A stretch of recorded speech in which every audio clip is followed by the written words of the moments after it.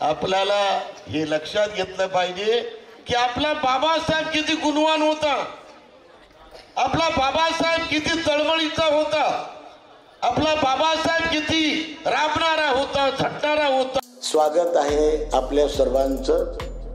हे Buddha teaching channel आहे. यावर बुद्ध आणि त्यांच्या संपूर्ण शिकवणीवर आणि शिक्षेवरती धम्मचर्चा होते. आपण सर्वजण बुद्धा टीचिंग चॅनलचा लाभ घ्यावा.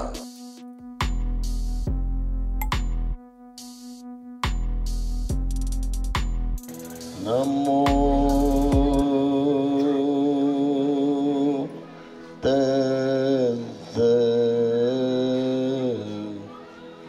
भगवतो अरहतो सम्मा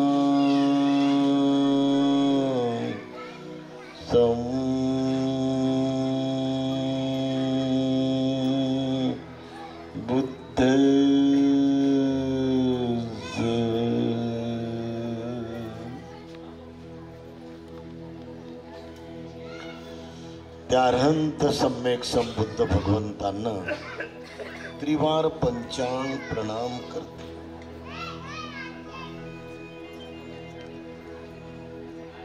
ज्यार्हंत सम्यक संबुद्धांनी मानव जातीचं जीवन सुखी, समाधानी, आनंदित राहण्यासाठी जो धम्म मार्ग दिलेला आहे, धम्माचा रस्ता दिलेला आहे,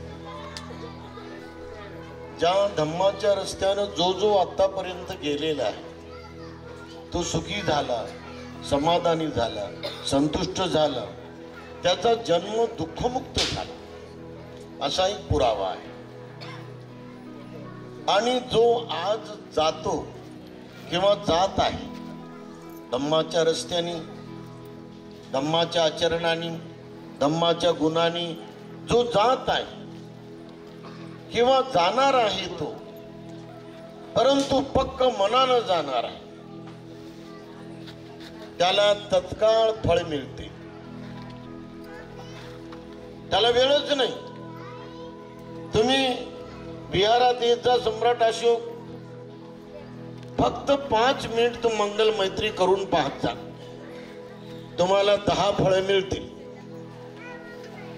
तुम्ही दररोज आणि दररोज या दोन्ही नागपुड्यातून येणारा जाणारा जो श्वास आहे त्याला तुम्ही फक्त 10 मिनिट पाहत जा, जाणत जा, तुम्हाला 28 फळे मिळतील याची गॅरंटी आहे.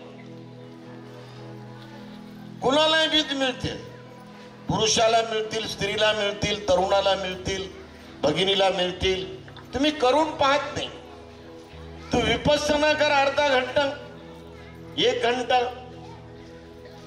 तुमच्या मनातील सर्व जे तुम्हाला टोचत राहतात, जे तुम्हाला जाळत राहतात, जे तुम्हाला बेचैन करतात, जे तुम्हाला त्रास देतात, ते सारे मनोविकार, सारे दोष पारिजातकाच्या फुलाप्रमाणे असे गळून पडत राहतील एका अर्ध्या तासामध्ये. आणि नवीन विद्या तुमच्यामध्ये जागत राहील. कमीत कमी 3 प्रकारची विद्या जागत राहील की हा आपला देह किती नश्वर आहे, हा या देहाचं काही खरं नाही, आणि या देहामध्ये मी आणि माझं नावाचं कोणी नाही, हे केवळ हवा आहे, भ्रम आहे, भ्रांती आहे. हे दोन्ही विद्या तुम्हाला मिळतील. अनित्य विद्या ज्ञान, अनात्म विद्या ज्ञान. आणि दररोज आणि दररोज तुम्ही पहा, एकही माणूस संसारातला मी पूर्ण गॅरंटीनं 100% सुखी असं म्हणणारा नाही कोणी.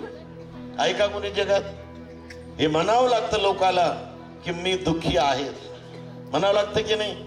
कोणी असलं तरी त्याला दुःख आहे. बिना दुःख भोगणारा, बिना दुःखाचं जगणारा, बिना असमाधानी या संसारामध्ये प्रत्येक माणसाला तुम्ही त्याचा इंटरव्ह्यू घ्या की तुम्ही दुःखमुक्त आगाव नाही, म्हणते दुःख आहेत माझ्या. भगवान बुद्धाची विपස්සना करून पहा तुम्ही 1 घंटा, तुमचं चित्त हे दुःख मुक्तीच्या मार्गाकडे पूर्ण पुढे पुढे जात राहील. दुःखमुक्त आम्रपाली झाली, दुःखमुक्त महाउपासिका विशाखा झाली, दुःखमुक्त उपलवर्णा झाली, दुःखमुक्त महाप्रजापती गौतमी झाली. किती हजारो करोडो लाखो एका एका गावातले लोक लाखानं दुःखमुक्त झाले, करोडोनं दुःखमुक्त झाले.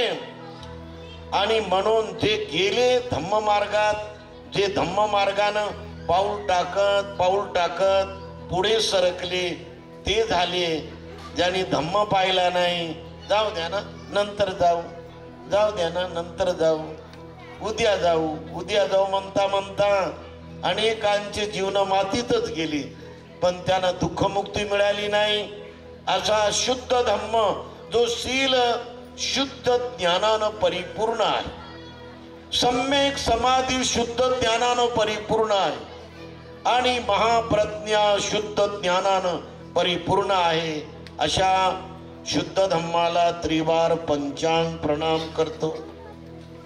या शुद्ध धम्माचं आचरण या भिक्खू संघाने भगवान बुद्धाच्या काळापासून धम्म आणि विनय या दोनही गोष्टी आरशामध्ये जसं आपल्याला पाहायला मिळतं आपलं तोंड, त्याप्रमाणे भिक्खू संघाने धम्म आणि विनयामध्ये आपल्या स्वतःला मोजलं, मूल्यमापन केलं, कसोटीवर घेतलं आणि आपल्या स्वतःच्या संयमानं, आपल्या स्वतःच्या त्यागानं, आपल्या स्वतःच्या सहनशीलतेनं संपूर्ण मानव जातीला आपल्या जवळ पूर्णपणे खेचलं, आचरणासाठी, धम्म संस्कारासाठी, मानव बनवण्यासाठी. अशा प्रकारे या पूजनीय भिक्खू संघानं आपल्या शिलाच्या सुगंधानं, आपल्या संपूर्ण महान अशा गुणवत्तेच्या सुगंधानं, आपल्या प्रज्ञेच्या तेजानं साऱ्या लोकाला तेजस्वी करून या संसार सागराच्या दुःख सागराच्या याच्यातून पार करून नेलं प्रज्ञेच्या तेजानं. असा पूजनीय निष्कलंक निष्पाप महान अरहंत भिक्खू संघ यांना त्रिवार पंचांग प्रणाम करतो. आज आपण या पांढऱ्या शुभ्र अशा धम्म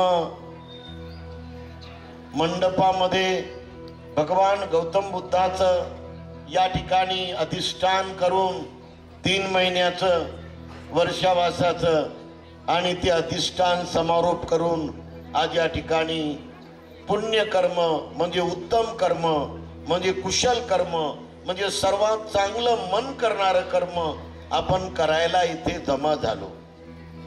ज्यांच्यामुळं आपल्याला हे संधी धम्म कार्य करण्याची मिळालेली आहे. आपल्याला हे धम्म कार्यामध्ये किती खर्च करण्याची मात्र आपल्याला मनामध्ये महत्वाकांक्षा आलेली आहे. मन जे जाऊ द्या धम्मासाठी, जाऊ द्या, आता 3000 जाऊ द्या, गेले तर गेले.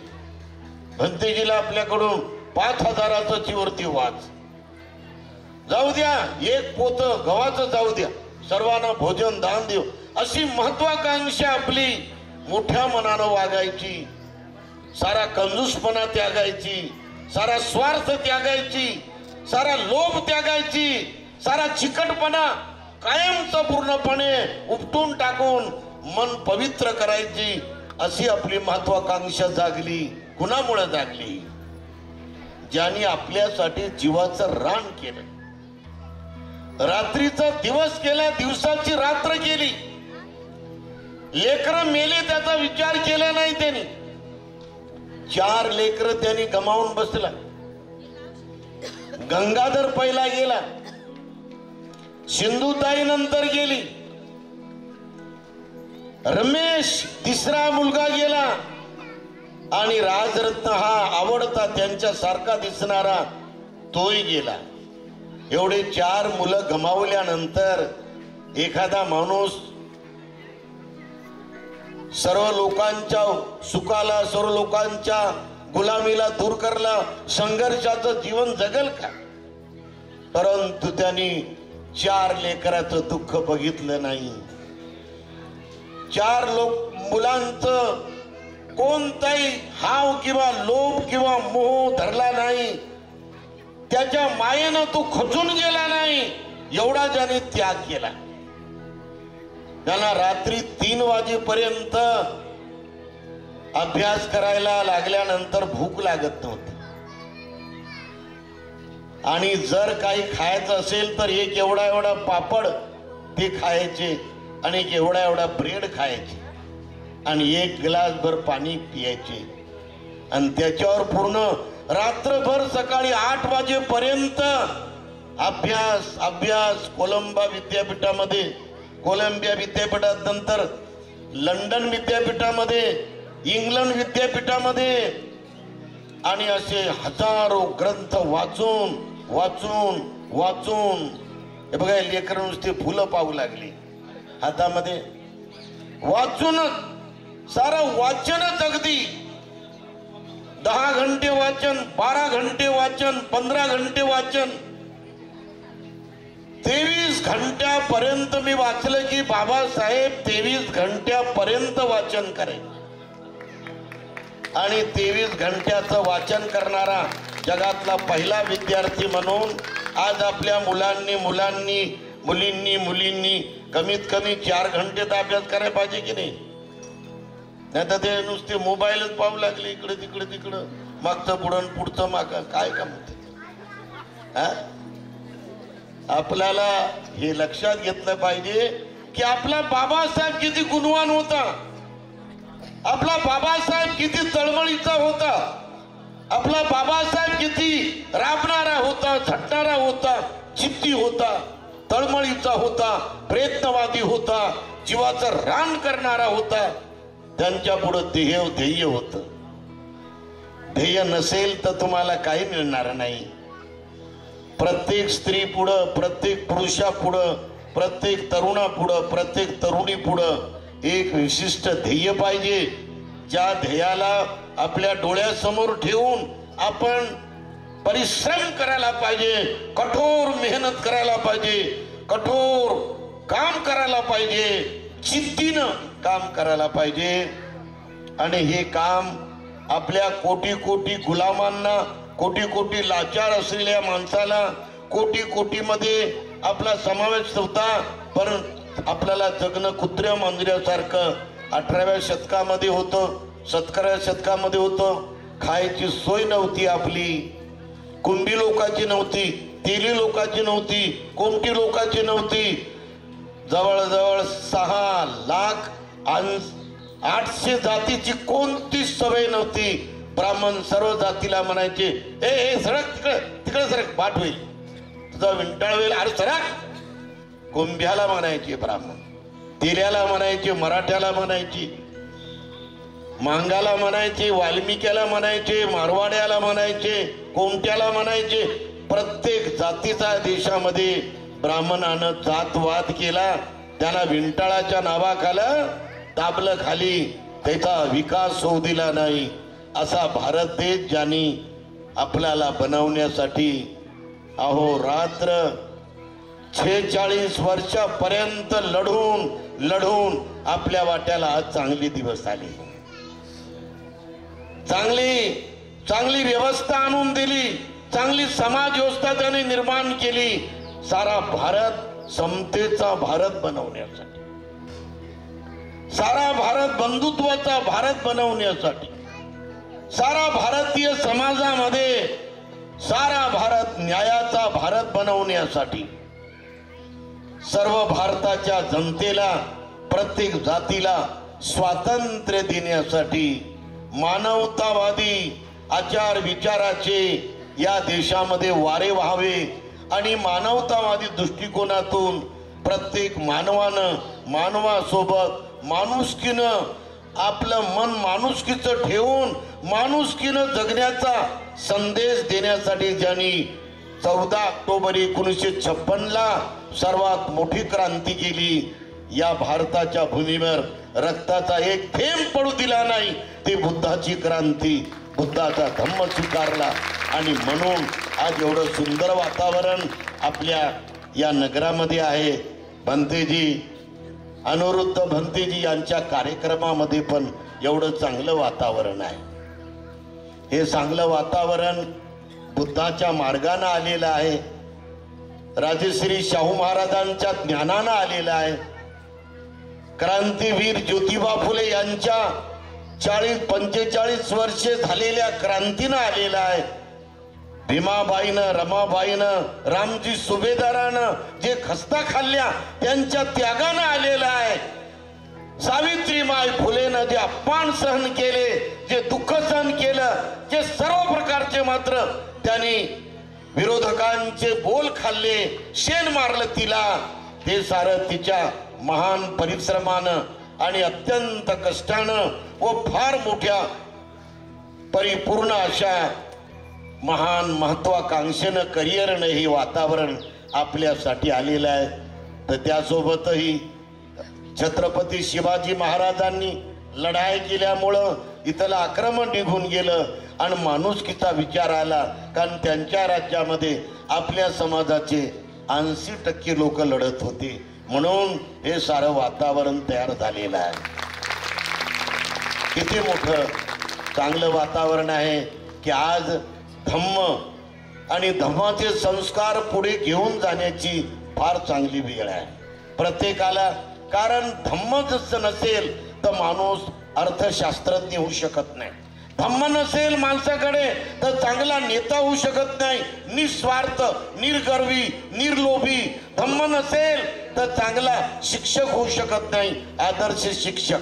म्हणून सर्वांग विकासाचा पाया धम्म आहे, शील आहे, प्रज्ञा आहे, करुणा आहे, हे नेहमी आपण लक्षात घेतलं पाहिजे.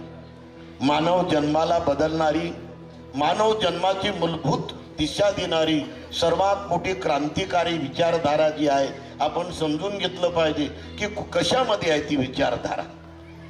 कुठं माणसानं जाऊन आपलं मन लावायला पाहिजे की जे डोळस मन आहे. कारण 2 प्रकारच्या श्रद्धा आहेत, एक आंधळी श्रद्धा आणि एक डोळस श्रद्धा. डोळ्यामध्ये काजळ घालून ठेवलेलं श्रद्धा म्हणजे ही डोळस श्रद्धा आहे, पटलेली श्रद्धा आहे, बुद्धिवादाची श्रद्धा आहे आणि मनाला ते अनुभव घेऊन सत्य आणि सत्याचं ज्ञान घेणारी श्रद्धा आहे, सत्य ज्ञानानं वागणारी श्रद्धा आहे. आणि त्यामुळं आपण सर्वजण हा आधार घेणारा मार्ग नेहमी ओळखला पाहिजे की प्रत्येक स्त्रीला, प्रत्येक पुरुषाला 3 प्रकारचा आधार जन्मभरासाठी घेतला पाहिजे, ज्यामुळं मानव जन्म आपला सफल होतो. 3 प्रकारे. दुसरा मार्गच नाही जगात, दुसरा रस्ताच नाही जगात, दुसरं चरणच नाही जगात. म्हणून आपण पालीमध्ये म्हणतो यं किंची रतनं लोके विच्यती विविधा पुतु रतनं बुद्ध समं नथी तस्मा सोती भवंतु ते. असं रत्न आहे हे, असं मूल्यवान रत्नाची किंमत करता येत नाही. ज्याने ज्याने या रत्नाला ओळखलं ते महान रत्न बुद्ध रत्न. प्रथमतः लढाया करून कोटी कोटी माणसं मारून राज्य अशा खुर्चीवर बसायला राजा म्हणून ज्यांनी सर्वात मोठ्या लढाया केल्या तो म्हणजे राजा अशोक. शेवटची त्याने लढाई केली आणि ती कलिंगाची, जिथे लाखो महिला, कित्येक लाख महिला हे बिचाऱ्या पतीला मुकल्या. हत्ती मेले, घोडे मेले, सैनिक मेले, राण्या बाया रडू लागल्या, लेकरं आक्रोश करू लागले.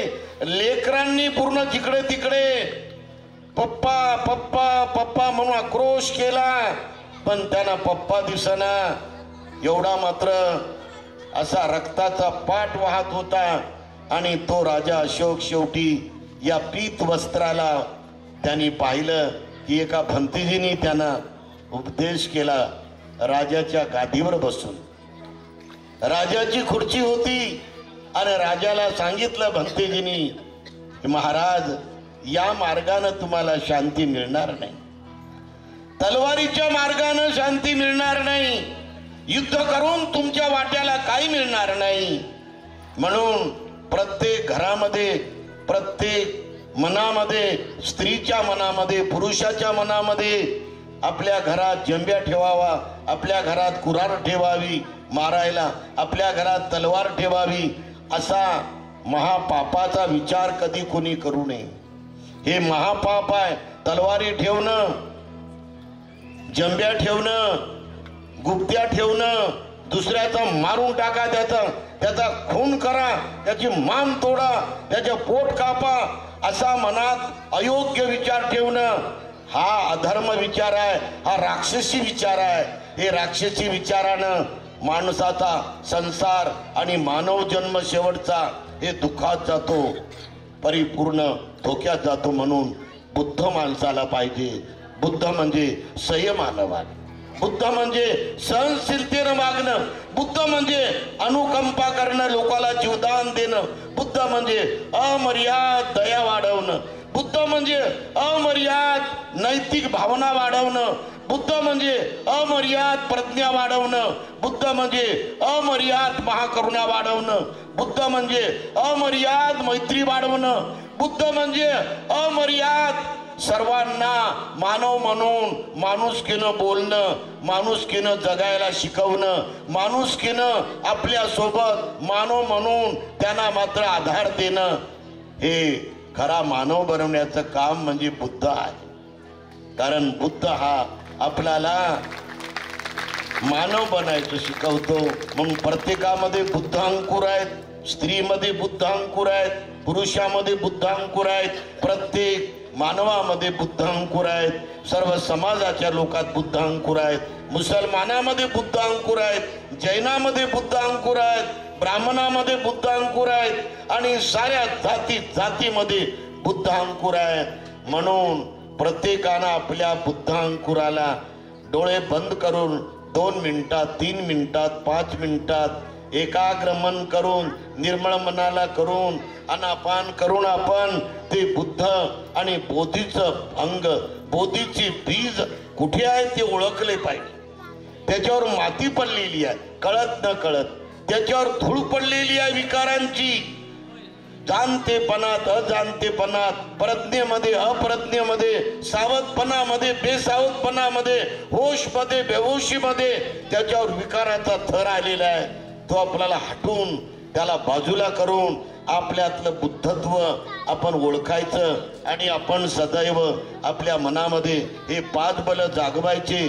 श्रद्धाबल, वीर्यबल, समाधीबल, प्रज्ञाबल आणि स्मृतिबल म्हणजे सावधान बल, म्हणजे सतर्क राहणं, म्हणजे आपण सर्वजण आपल्या मनामध्ये परिपूर्ण जागरूक राहायचं. कोणी आपल्या मागून येऊ लागला का ही जाणीव असली पाहिजे प्रत्येकाला. रस्त्याने जाताना कोणी दरवाजावर रात्री बेरात्री आलं का याची जाणीव असली पाहिजे. कोणी आपल्या अलंकाराला हात लावते का याची जाणीव आपल्याला ताबडतोब झाली पाहिजे. एवढा होश पाहिजे, एवढी जागृती पाहिजे, एवढी सतर्कता पाहिजे. हे 5ही बल आपलं कल्याण करणारे आहेत. म्हणून बुद्धं शरणं गच्छामी याचा अर्थच आहे की बुद्धाचा एक एक गुण आपल्यामध्ये जागला पाहिजे. भगवान बुद्ध जेव्हा पुण्या गावामध्ये जायचे, सारं गाव त्यांच्याजवळच यायचं. 1000, 2000, 3000, 10,000 पर्यंत लोक, आणि कोणी कोणाकडे बघत नव्हतं. त्यांचे सारे दरवाजे मोकळे, कोणी कुलूप लावत नव्हतं. कारण बुद्ध आल्यानंतर चोऱ्या होत नव्हत्या, लुटालूट होत नव्हती. कारण बुद्ध हा मानव जातीला संपूर्ण नरकातून बाहेर काढणार ज्ञान शिकवत होता. मग नरक लोक नरकात कशाला जातील? हत्या करणं म्हणजे नरकाचा मार्ग, चोऱ्या करणं म्हणजे नरकाचा मार्ग, व्यभिचार करणं, बलात्कार करणं म्हणजे नरकाचा मार्ग, चुगल्या करणं, चहाड्या करणं, शिव्या देणं, व्यर्थ बकवास करणं, कोणाचं मन दुखावणं, कोणाच्या मनाचा मात्र पूर्णपणे आपण बोलून त्याचा रेंधा काढणं आणि कोणाला दारू पाजणं, दारू पाजायला नेणं, हे नरकाचा मार्ग आहे. त्यांनी दुर्गती होते, त्यांनी धन जाते, त्यांनी इज्जत जाते, त्यांनी अभू जाते, त्यांनी संपूर्ण गुणाचा नाश होतो. म्हणून वाईट कर्माकडे कोणत्याही माणसानं आपल्या मनाला नेऊ नये. भगवान बुद्धाकडे पाहावं. बुद्ध सांगतात कोणतंही वाईट कर्म करू नका. शरीरानं, वाणीनं, मनानं अशा प्रकारे आपला हा पहिला आधार आहे बुद्ध. याच आधारानं आपण सर्वजण खऱ्या अर्थानं जगलो तर आपली या जन्माची जगण्याची जी काही दिनचर्या आहे आणि जगण्याचा जो मार्ग आहे तो आपला सुलभ होतो आणि सुगतीला आपण जातो. मरताना सुगतीनं मरतो. म्हणून बुद्धासारखं जगात कोणीही नाही. बुद्ध देव नव्हते, बुद्ध ईश्वर नव्हते, बुद्ध परमेश्वर नव्हते, बुद्ध परमात्मा नव्हते, बुद्ध अवतार कुणाचे नाहीत. बुद्ध अवतार होत नसतात कधी, कारण बुद्धाचा ईश्वरावर विश्वास नव्हता, बुद्धाचा कोणत्या अवतारावर विश्वास नव्हता. तो बुद्धाला अवतार बनवणं किती म्याडपण आहे. आणि म्हणून आपण सर्वजण लक्षात घ्या, बुद्ध आपल्यासारखा मानवातला परिपूर्ण महामानव होता. बुद्ध आपल्यासारखा सामान्यातला असामान्य परिपूर्ण निष्पाप महामानव होता. हे नेहमी लक्षात घेतलं पाहिजे. आणि म्हणून बुद्धाला हात जोडताना, बुद्धाला फूल वाहताना, बुद्धाचं त्रिशरण म्हणताना, बुद्धाला दीप लावताना, बुद्धाला अगरबत्ती लावताना प्रत्येक बाईनी सम्राट अशोक या विहाराचा ध्यास केला पाहिजे. आणि त्यांना पाहताना म्हणलं पाहिजे की मी बुद्धासारखा निष्पाप मनाचा बनल, मी बुद्धासारखा त्यागी बनल, मी बुद्धासारखा संयमी बनल, मी बुद्धासारखा निर्मळ मनानं बोलणारा बनल, मी बुद्धासारखा सर्वांना प्रेमानं बोलून जिंकणारा बनल, मी बुद्धासारखा परोपकारी बनल, मी बुद्धासारखा जीवनदान देणारा बनल. आणि अशी भावना जेव्हा शुद्ध रूपामध्ये श्रद्धेनं तुम्ही करता तर तुमच्यामध्ये पुण्य बरकत होत राहते. तुमचा सद्धम्म वाढत जातो, तुमचे सारे कर्म वाढत जातात. तुमचं मन हे उंच उंच विचाराकडे जाते, तुमचं मन उंच उंच तळमळीकडे जाते, तुमचं मन उंच उंच असं पुण्यकर्माकडे म्हणजे उच्च अशा भावनेकडे जाते. आणि ती भावना तुम्हाला बांधवानो निर्वाणाला जायला हे नेत राहते. निर्वाण म्हणजे मृत्यू नाही. बरोबर आहे. याच्यामध्ये एक भंतेजी मरण पावला, त्याला लिहिलं की बा परिनिर्वाण पावला. मेलेल्या माणसाला परिनिर्वाण लिहित जाऊ नका, मेलेल्या माणसाला निर्वाण लिहित जाऊ नका, फोटोतही लिहित जाऊ नका आणि पेपरला देत जाऊ नका. निर्वाण म्हणजे हे काय मेलेल्या माणसाला म्हणत नाही. आज आपण शिलाचं पालन केलं आणि मनामध्ये आणलं की आता जन्मभर शेवटचा श्वास घेईपर्यंत माझ्या शिलाला डाग लागू देणार नाही, माझ्या शिलाला असं कोणी बोट दाखवणार नाही. एवढं मी जपून वागल, एवढं मी सावधान वागल, एवढं मी शहाणपणानं वागल, एवढं मी प्रज्ञेनं वागल, असं मनात धारण करून होशमध्ये ठेवून श्रद्धेनं आपण शिलाचं पालन करणं आणि शिलाला जपणं, शिलाला वाढवणं ही बुद्धाची खरी पूजा आहे. बुद्धाची पूजा केल्यामुळे माणूस शिलवान होतो. कारण भगवान बुद्ध जगात शिलवान होता. यज्ञ पेटवायचे लोक 100 यज्ञाच्या पुढे ते ब्राह्मण लोक एक एक गाय ठेवायचे, तर 100 गायी त्या यज्ञात पडायच्या. तर भगवान बुद्ध तिथं उभी राहिली. बुद्ध म्हणाले, ब्राह्मणा तू हे काय करतो हे? भगवान माझ्या मायेला स्वर्गात पाठवण्यासाठी मी यज्ञ करत आहो. बुद्ध म्हणाले, या जनावरांना, या गाईला, बैलाला, घोड्याला या यज्ञात टाकून तुझ्या मायला आणि बापाला स्वर्ग मिळत नाही ब्राह्मणा. तू खरा यज्ञ कर, शिलाचा यज्ञ कर तू ब्राह्मणा, शील सदाचाराचा यज्ञ कर आणि या साऱ्या जनावराला, या साऱ्या गाईला, बैलाला जीवदान दे. ही महाकरुणा, ही दया, ही औदार्य, ही सहिष्णुता भगवान बुद्धाला शिकवली. तो कोटी कोटी बैल वाचले बघा, कोटी कोटी गायी वाचल्या. भगवान बुद्धाला शरण आले ब्राह्मण. 100 80% ब्राह्मण बुद्धाला शरण आले आणि भिक्खू झाले ते. म्हणून भगवान बुद्धानंच यज्ञामध्ये पडणारी बैलाची हत्या, गायीची हत्या, कोकराची हत्या आणि कारवाडींची हत्या आणि गाबड्या गायीची हत्या भगवान बुद्धानं वाचवली. तुम्ही पूर्ण वाचा, हे पालीतले मराठीत आलेले ग्रंथ वाचा, संयुक्त निकाय वाचा, दिग निकाय वाचा. हे ग्रंथ आणा तुमच्या घरात आणि हे सर्व लोकांना सांगत जा आपल्या घरात बोलून. म्हणून बुद्धाला शरण जाणं म्हणजे मनामध्ये भावना आणायची की मी सर्वांना जीवदान देईन, मी सर्वांना जीव त्यांचा सुखात ठेवल, कुणाला दुःख देणार नाही, अशी मनामध्ये तळमळ करून ती वाढवणं, ही सत्य भावना वाढवणं, हे सत्य आचरण वाढवणं, हे सत्य कर्म वाढवणं म्हणजे खरी बुद्धाची पूजा आहे. अशा प्रकारे जन्मभर बुद्ध आपल्या मनात ठेवला पाहिजे, बुद्ध आपल्या मनामध्ये जागवला पाहिजे आणि जागून आपण या मानव जन्माचं सार्थक केलं पाहिजे आणि धम्माला पण आपल्या जीवनात ठेवलं पाहिजे. आणि धम्म म्हणजे साऱ्या पापातून मुक्त होणं, कोणालाही बुडवायचं नाही, कोणालाही फसवायचं नाही, कोणाला मधुपर कलंक लावायचं नाही, कोणाचं घेतलेलं त्याचा सत्यानाश करायचा नाही, त्याला द्यायचंच नाही असं मनात ठेवू नये. आपण घेतलं तर लवकरात लवकर आपण परत केलं पाहिजे. कोणाचं उसनवारी आणतो आपण म्हणतो जाऊ दे आता द्यायचंच नाही त्याला, असं म्हणणं बरोबर आहे का? म्हणून आपल्याला भगवान बुद्धाच्या धम्माप्रमाणे सांगलं पाहिजे. आपण मनाला, आपल्या विचाराला सांगलं पाहिजे, आपल्या स्वतःला विचारलं पाहिजे, आपल्या स्वतःला न्याहाळलं पाहिजे की मी बेईमान वागतो का, मी इमान सोडलेला आहे का, मी स्वतःला दुरुस्त ठेवलं की नाही, मी स्वतःला दुरुस्त केलं की नाही, माझा क्रोध कोणाबद्दल आहे का, माझ्या मनामध्ये राग आहे का, माझ्या मनामध्ये घमेंड आहे का, माझ्या मनामध्ये मीपणा आहे का, माझ्या मनामध्ये चळकुकडेपणा आहे का, माझ्या मनामध्ये ईर्ष्या आहे का.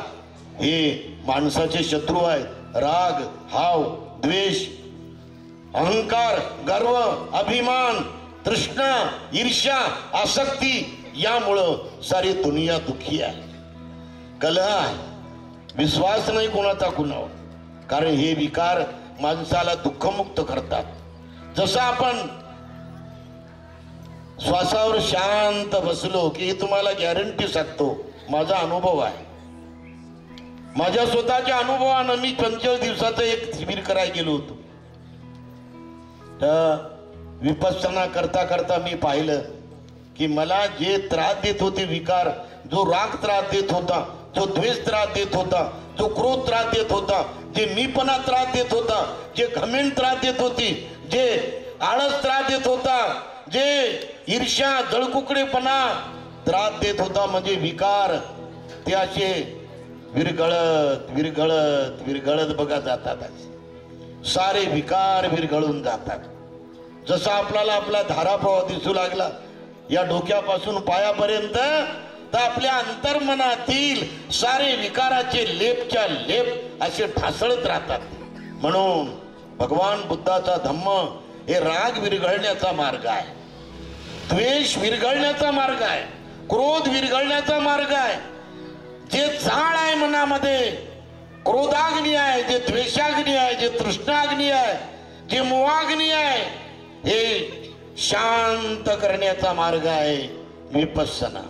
आपण सर्वजण याला धम्म म्हणतो. म्हणून सर्व कुकर्मातून मुक्त होणं म्हणजे विकाराला बंद करणं, विकाराला आरंभ होण्याचा स्वभाव त्याचा बंद करणं म्हणजे धम्म आहे.